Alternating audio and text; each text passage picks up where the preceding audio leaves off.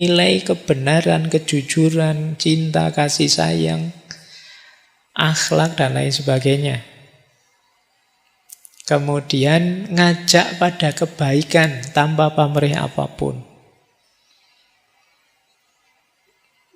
Mendorong kita untuk tidak sombong, tidak dendam, tidak merasa besar, tidak marah, dan lain sebagainya. Itu berarti suara hati nurani. Intinya mengarahkan pada kebenaran dan kebaikan yang tanpa pamrih.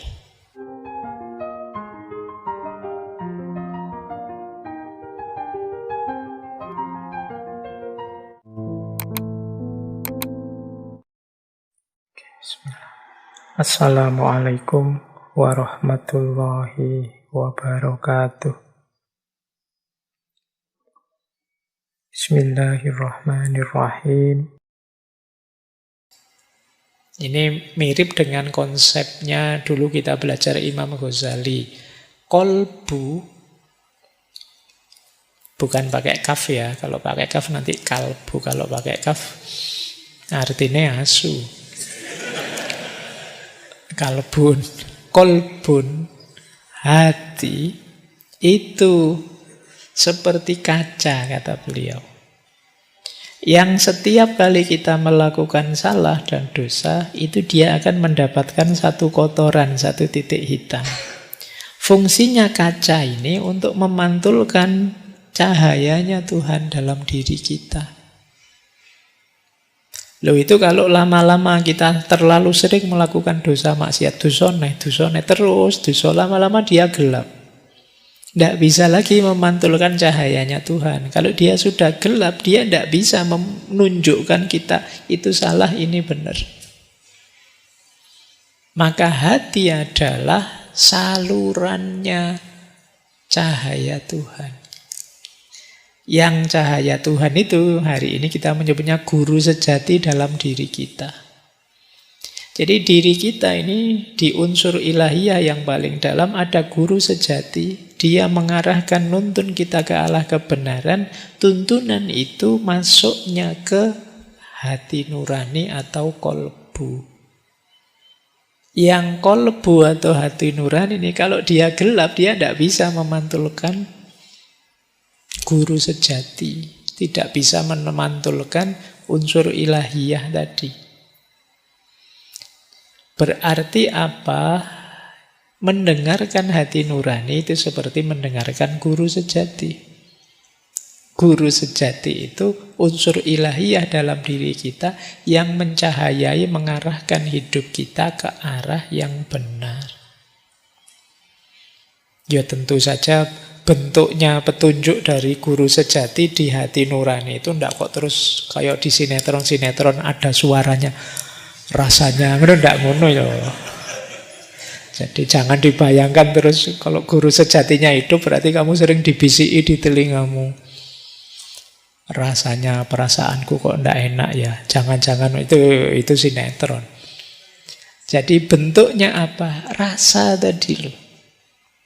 Kok nggak nyaman ya, nggak enak ya. Kelihatannya kok cenderungnya ke situ ya, cocoknya ke sana ya itu. Jadi ada rasa halus dalam diri kita yang mengarahkan. Yaitu disebut suara, kita kadang pakai istilah suara hati. Tapi syaratnya tadi ya, suara hati itu selalu mengarahkan pada kebaikan, tapi syaratnya dia harus jernih.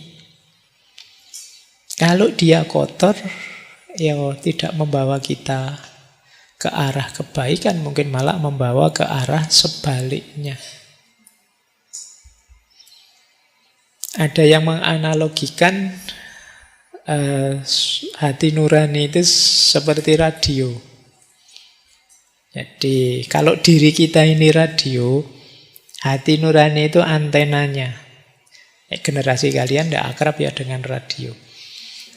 Tidak apa-apa lah, bisa membayangkan ya antena radio zaman dulu kan ada antenanya yang bisa ditarik panjang gitu.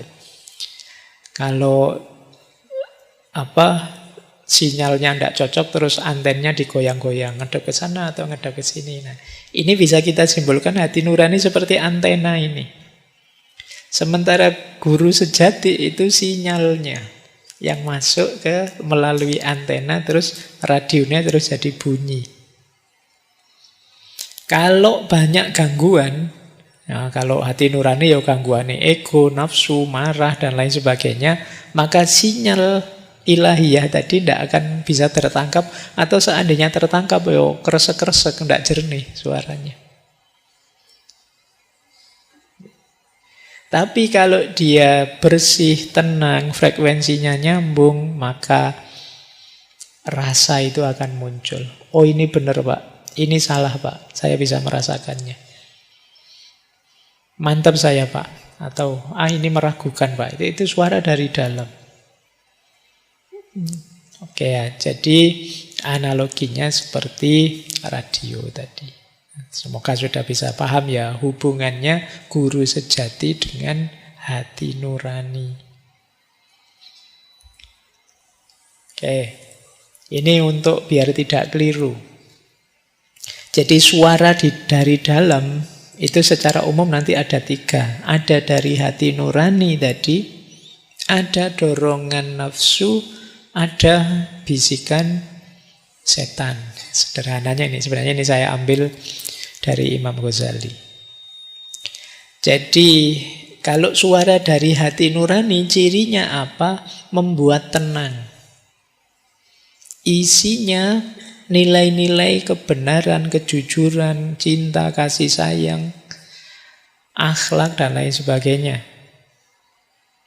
Kemudian ngajak pada kebaikan tanpa pamrih apapun. Mendorong kita untuk tidak sombong, tidak dendam, tidak merasa besar, tidak marah, dan lain sebagainya. Itu berarti suara hati nurani. Intinya mengarahkan pada kebenaran dan kebaikan yang tanpa pamrih.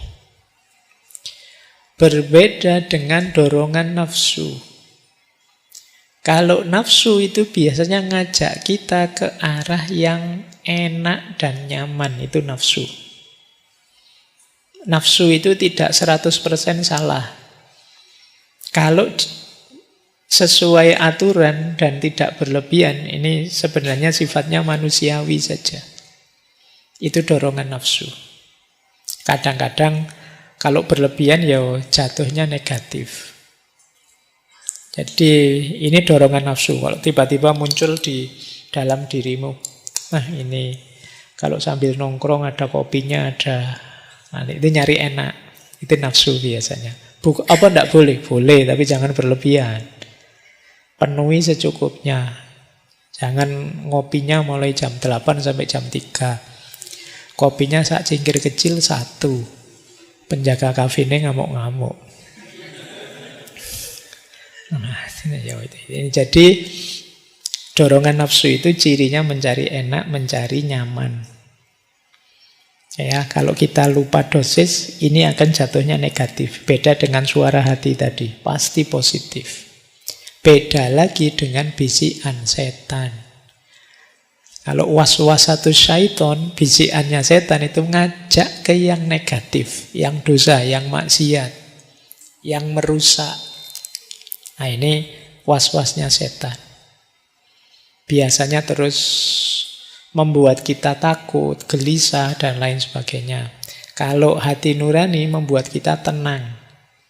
Kalau nafsu itu membuat kita nyaman. Kalau bisikannya setan membuat kita gelisah. Tapi hati-hati, nyaman yang tanpa aturan dan overdosis bisa jadi masalah, bisa jadi buruk yang semula manusiawi.